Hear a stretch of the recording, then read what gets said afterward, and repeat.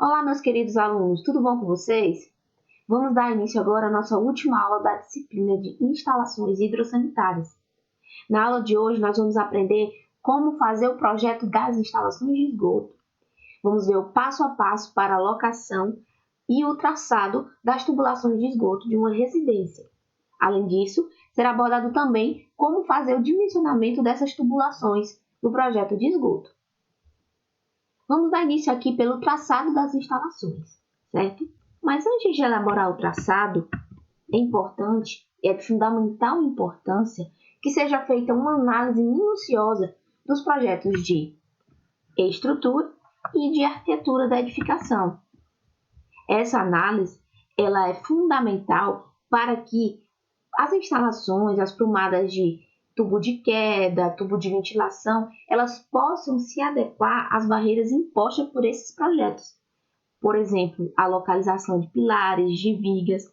Então, é importante que os projetos eles se integrem de forma harmônica e também ao projeto arquitetônico.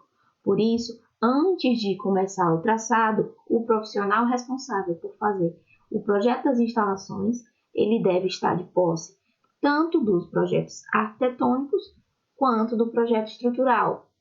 Essa é a maneira ideal de se iniciar o traçado da tubulação. Vamos agora para o passo a passo do traçado das instalações de esgoto.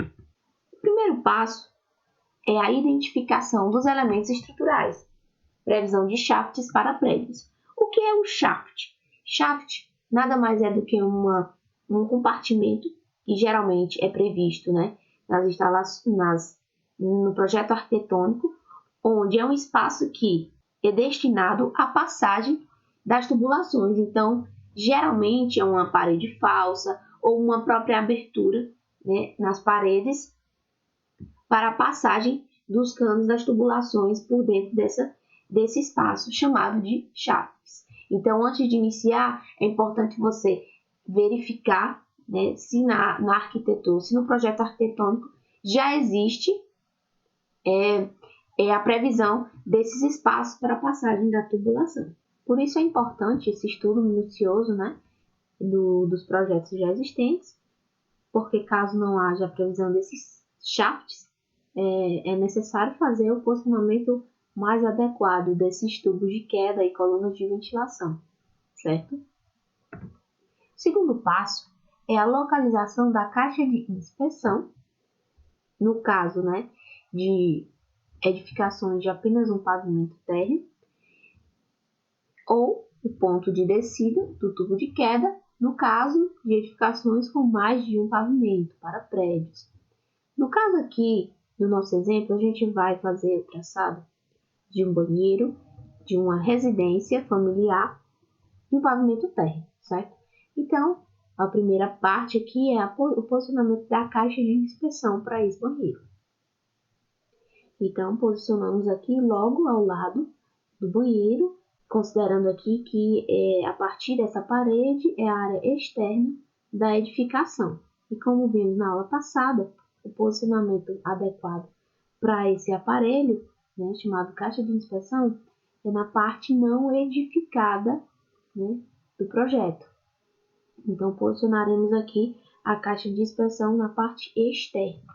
O terceiro passo é a ligação da bacia sanitária com a caixa de inspeção, ou com o tubo de queda, no caso de edificações com mais de um pavimento. Então, vamos supor que tivéssemos posicionado o tubo de queda aqui. Então, iríamos fazer a ligação da bacia sanitária para o tubo de queda. Porém, no nosso caso aqui é a caixa de inspeção. Então, faz-se a ligação da bacia sanitária com a caixa de inspeção.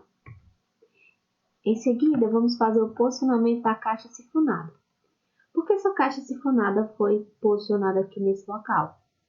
Então, vamos lá, analisar direitinho. O que vai receber? O que essa caixa sifonada vai receber?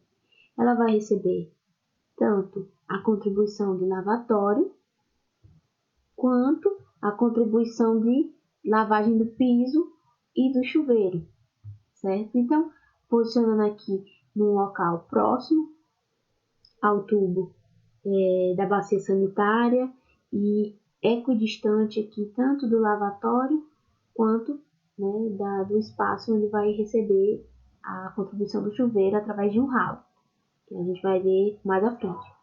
Então foi posicionado aqui nesse local. Posteriormente faz a ligação, né, dessa caixa sifonada ao ramal de esgoto da bacia sanitária, que é esse aqui. Lembrando que toda conexão, toda mudança de direção em trechos horizontais deve ser feita por conexões com angulação de 45 graus. 45 graus. Não poderia ser, portanto, né, uma conexão cruzada dessa forma, porque aqui teríamos uma conexão de 90 graus. Certo? Sexto passo. Posicionamento do ralo e ligação à caixa sifonada. Então, posicionamos aqui o ralo sifonado para que este ralo vá receber a contribuição do chuveiro e conduzir o efluente dele até a caixa sifonada. Lembrando, todas as conexões 45 graus. 45 graus.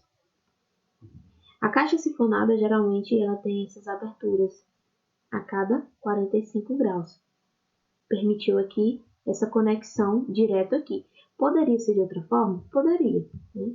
Essa tubulação poderia estar vindo aqui e aqui saindo aí um ângulo de 45 e outro ângulo de 45. Porém, teríamos aqui duas conexões. E como também foi dito na aula passada, o traçado ele deve ser feito, né, viabilizando também o menor número possível de conexões. Então, esse arranjo aqui seria mais adequado.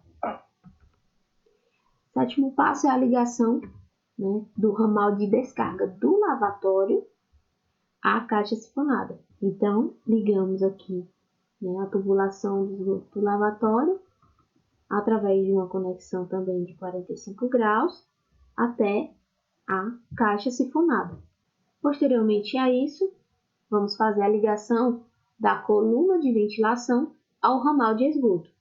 O ramal de esgoto que está aqui posterior à caixa sifonada. Por que essa ligação deve ser feita aqui nesse local? Imagina que essa caixa sifonada está conectada à tubulação da bacia sanitária. Se não houver, né, aqui a previsão dessa tubulação de ventilação para fazer o escape dos gases provenientes aqui dessa região, o odor, né, o mau cheiro proveniente aqui dessa tubulação iria retornar para o ambiente do banheiro através dessa caixa sifonada. E essa é a razão pela qual a maioria dos banheiros que não tem projeto de esgoto, eles têm aí o odor bem característico, principalmente quando é feito aí acionada a descarga da bacia sanitária, porque os gases retornam a partir desse aparelho. Quando tem a previsão dessa coluna de ventilação, né, o que acontece é que esses gases eles vão escapar por aqui antes de retornar para o ambiente. Essa é a representação, né, a representação correta da coluna de ventilação, assim como a gente viu lá em água fria, né, nas instalações de água fria, quando a gente vai representar lá uma circunferência com a simbologia AF1, AF2. Mesma coisa aqui para coluna de ventilação, que é a abreviatura CV. Então, precisa ser representado dessa forma. Outra informação importante é como deve ser representado, né, o ralo sifonado ou a caixa sifonada. E isso para projetos que vão ser aí feitos com softwares como AutoCAD, que não tem uma perspectiva 3D que facilite a visualização, então é preciso fazer essa representação. O ralo sifonado dessa maneira e a caixa sifonada é essa circunferência cortada ao meio, dividida ao meio e achurada em um dos lados. Porém, caso você vá executar o seu trabalho aí num software como o Autodesk Revit, não precisa fazer essas representações, pois ele já coloca, né, o aparelho de tal forma como é na realidade, a representação mais fiel à realidade. O próximo passo é a ligação da caixa de inspeção ou do tubo de queda a outras caixas de inspeção. Então, essa caixa de inspeção aqui, ela vai se conectar às demais que vão estar responsáveis por coletar os efluentes aí das outras áreas, né, de instalações da residência. Por exemplo, a área de serviço, da cozinha e assim sucessivamente. Então, ela vai ter que se conectar com as demais. Para posteriormente também, né, fazer a conexão com o coletor público. Bom, e por fim aqui, no 10º passo, temos a ligação do ramal de descarga da pia da cozinha à caixa de gordura, ou do tubo de gordura para a caixa de inspeção. Então é o seguinte, a pia da cozinha, o ramal da pia da cozinha, ele não vai se conectar à caixa de inspeção diretamente. Lembra que a gente falou na aula passada que os efluentes provenientes de ramais que têm resíduos com a presença de óleos e gorduras precisam passar por uma caixa de gordura para que aqui fique retido as gorduras e não passe para o restante da tubulação, podendo assim, né, causar obstrução dessas tubulações. Então, pia da cozinha conecta a caixa de gordura e da caixa de gordura ela deve se conectar a uma caixa de inspeção, certo? Lembrando que nesse ramal da caixa de gordura também precisa ter uma tubulação, uma coluna de ventilação para permitir, né, o escape dos gases provenientes aqui dessa tubulação. E dessa caixa de inspeção, né, ela vai fazer, aí a gente tem que fazer a conexão dela com as demais caixas de inspeção, para que todas possam, né, estar conectadas e posteriormente transmitir os seus efluentes para o coletor público. As instalações e edificações com 2 ou mais pavimentos, a gente tem que observar alguns aspectos importantes, né? Algumas peculiaridades.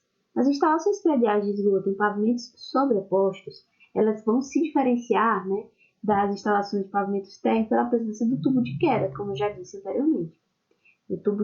Nas instalações em pavimentos térreos não tem tubo de queda e conecta aí os ramais de esgoto diretamente, né, às caixas de inspeção.